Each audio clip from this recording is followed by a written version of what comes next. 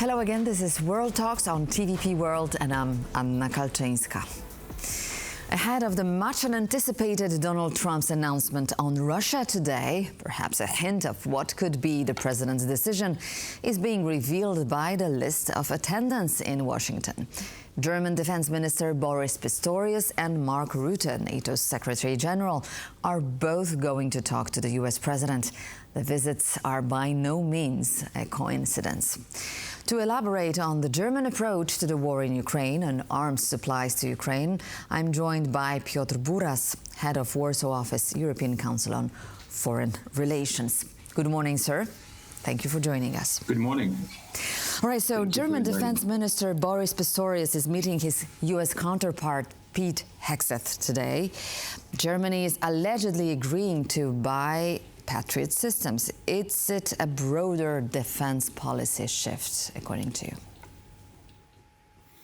Yes, it is. I think, it's a part of a major shift which has happened in Germany over the last first 3 years after the Scholz speech on Zeitenwende. But more importantly, I think in the recent few months after Friedrich Merz became Chancellor, Germany wants not only to support Ukraine on a larger scale, militarily and economically, but also wants to invest into its own defense and into European defense, which is good news for Europe, of course, and an important development. And I think, today Pistorius will, of course, talk about the possible or potential procurement of Patriot batteries for Ukraine, which Germany could buy and deliver to Ukraine. But he will, I think, also talk about even more fundamental issue, and this is about a joint transatlantic plan on how to manage the expected reduction of U.S. engagement in security for security in Europe, and how to do it in an orderly manner.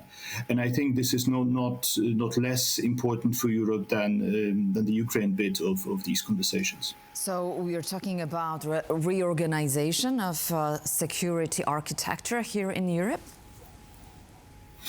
There is an important process going on in the U.S., which is the review of American military posture in the world, and its results are expected to be announced by the end of August.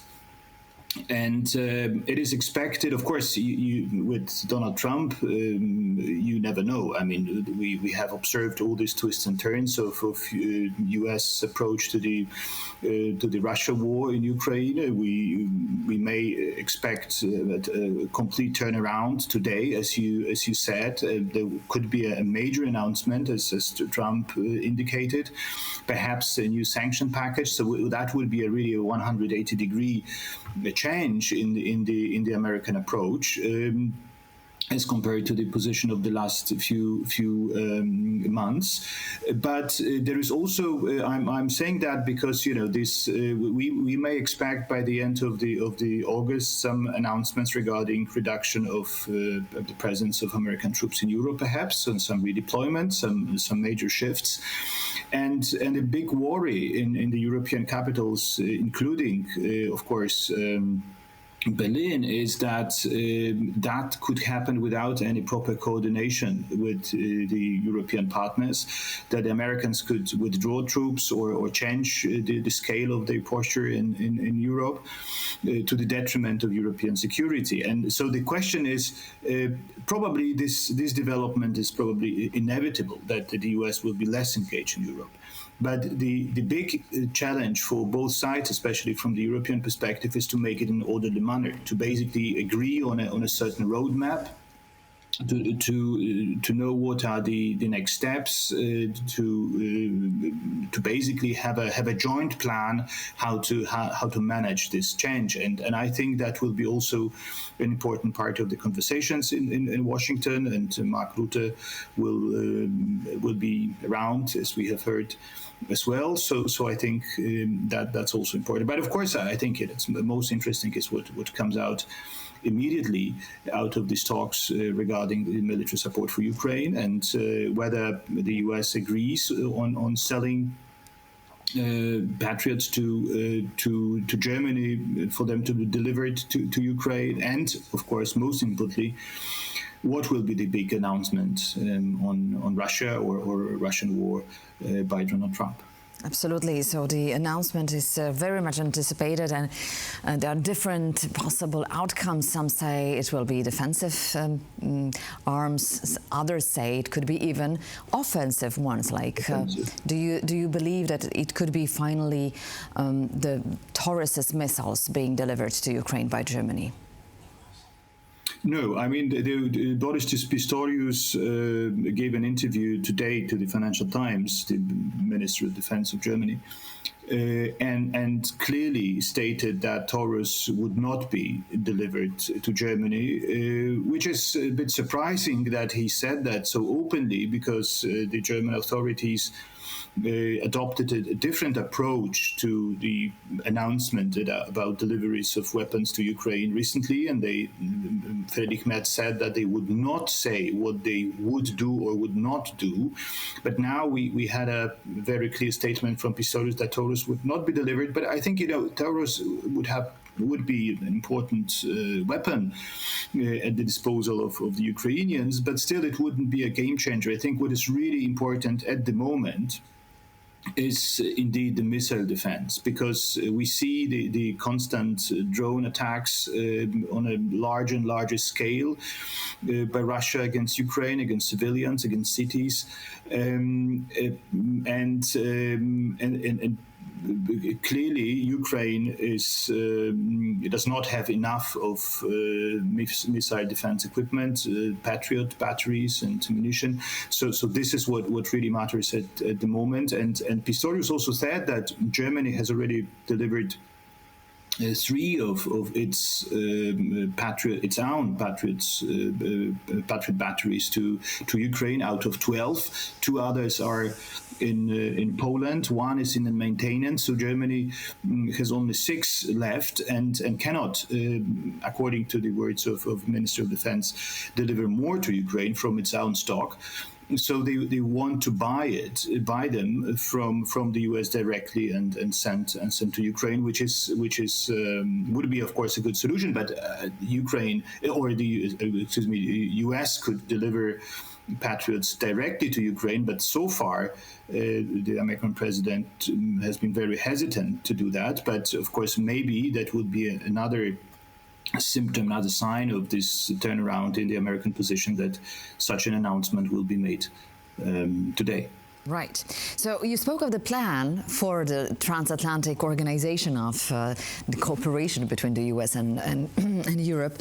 Do you believe that this plan could somehow engage Germany more in this defense situation here in Europe? And what are the potential new postures for Germany's own strategic positioning within NATO, for that matter?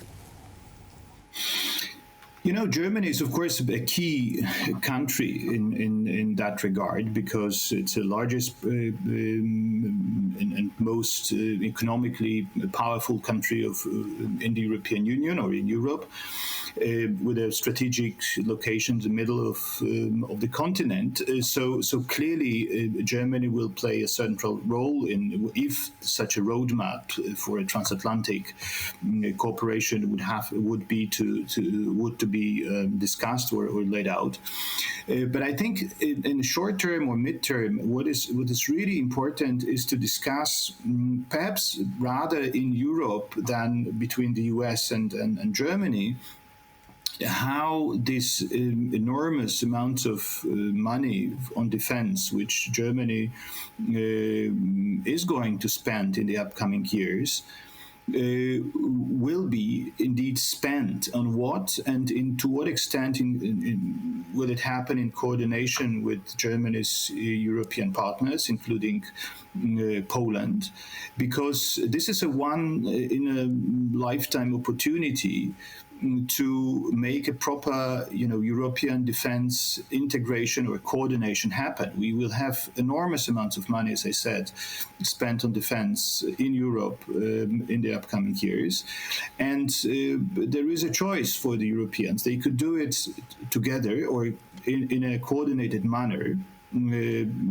Or they could do it individually, basically perpetuating the current dysfunctional system in which each country invests in its own defense industry, in its own army, procures a few tanks on a proportionally higher price than they would have done it if they ordered many tanks jointly. So I think this is the big question also for Germany, for Pistorius, for the Chancellor Merz, to what extent they are ready to be part of a larger pan-European effort of coordination of the military spending in Europe, because that would be a major game changer and a major shift towards a real European defense, which is badly needed given the uncertainty about the American presence. Absolutely. And guarantees for you. To what extent they are ready and to what extent they are willing to give in the war on trade between Europe and the US. And these are interlinked, as we know. And this is no coincidence that the tariffs are being announced right now. But this is a subject to another discussion. Thank you so much, Piotr Buras, head of Warsaw Office, European Council on Foreign Relations. Thank you for joining us this morning, sir. Thank you very much. And have a good day. And thank you for watching World Talks. Thank you, and please stay tuned to TVP World for more interesting issues.